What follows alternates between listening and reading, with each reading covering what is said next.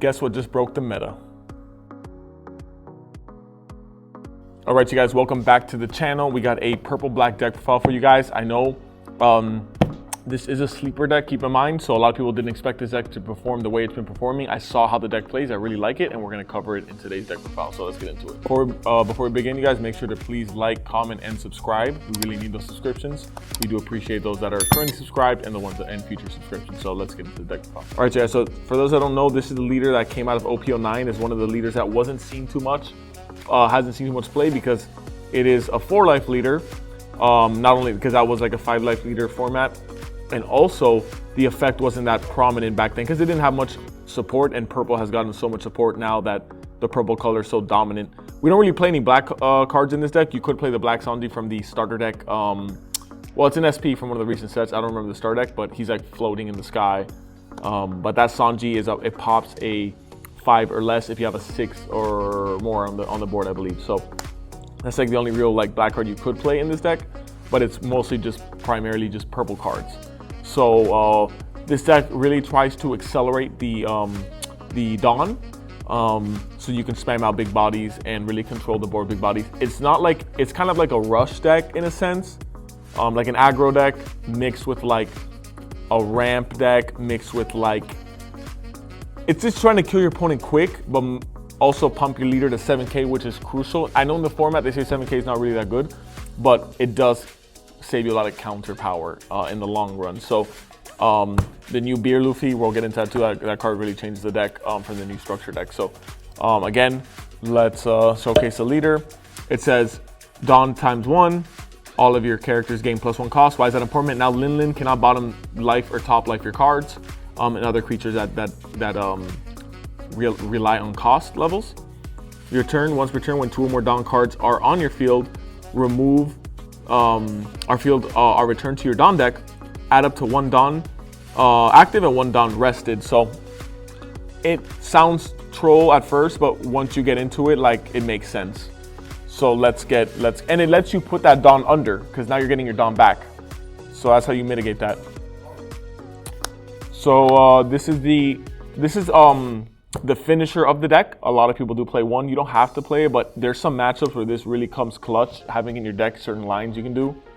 So certain lines happen when it's in your hand, in your opening hand. You get to play in a different way. It doesn't have counter, obviously, so keep that in mind. That is what hurts the card. But overall, in the long run, like I said, the card lets you play with certain lines because it does create those OTKs. So you can like swing with your whole board and slam this, and you know how this goes. And it is a big body, so if your opponent doesn't kill you on the crack back, you're gonna kill him for sure on the next. This is the best card in the deck in my opinion, for tempo reasons. It is searchable, of course, but you want to back-to-back these really in the end of mid to like early late, and you really want these. On my testing, I think these were like amazing on the simulator. And then 4 of the new Beer Luffy. On play and when attacking, -2 Dawn, and then your opponent has 5 or more Dawn cards. Keep that in mind. Your leader goes to 7k base. So remember, they don't stack, but you will play these in a way to where you have one inactive, you have one unrested, because your opponent's gonna try to kill them.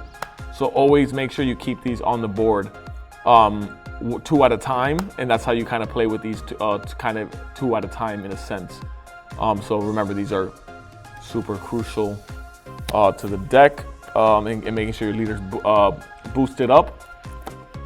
4 of the Rush Dude from EBO2. This is your finisher. Kind of like, it's a card your opponent's always fearing. It could end the game pretty quickly. So just keep that in mind. It has Rush and it's a 6/7, you know, and adds, if your opponent starts to starve you, it's a good card. You could cut it to 3, but I think the deck just needs a lot of bodies. So like you kind of want to have like these 3 at a time on the board. So like once you have these, your opponent starts stressing out. So it is a Luffy format, so gotta have as many Luffys 4 Luffys on the board.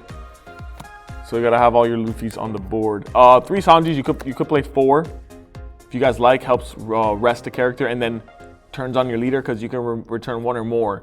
So it turns on your leader to give you that active Dawn. But you kind of don't want to be using the leader effect without Beer Luffy. Keep that in mind, because it's kind of pointless. You're not really gaining anything. So Beer Luffy is the best combination with your leader. And then we have 4 Law Searcher. This is your searchers. So 4 Law Searchers and 4 when you're at sea. Kind of help you find the cards you need. You can't search with the Law. You just can't search one drops. That's the only flaw with the card. But I think the rest of the deck is searchable with that card. So those searches are super important to get to your Zoro. This is your starter card. You need to see this card. It's broken. On your 3, you're going to slam this down and you're going to go to 5. So, because the 2 you return, come back with your leader, and then the 1 gets generated. So, this card just broken as heck. This is what helps you get to 10 early. Once you get to 10, slamming those Rush Luffys, and you're really going to start dominating the game in terms of speed. And then we're going to get into the 2Ks right now. So, we're going to go with 4 Uso-Hachi. We all know Uso. The Nico is very essential in the new structure deck just because it lets you use the leader effect when you don't have Zoro. So now the deck's super consistent in terms of making sure you ramp as quick as possible. And there's other ways to ramp, like I'll show you, but this is like the most consistent way to ramp. This and the Zoro, because you can drop them on 3 Dawn. You want to go first with this deck, obviously, to get that Dawn up quick and start aggroing your opponent and rushing them down. And then your last 2K Sanji blocker, just searchable. You're never casting it. I'm convinced you're never casting that card. This is your end of the counter power, which is the 1 Gum Jet Gatling. You need 1. There's a lot of bricks in the deck.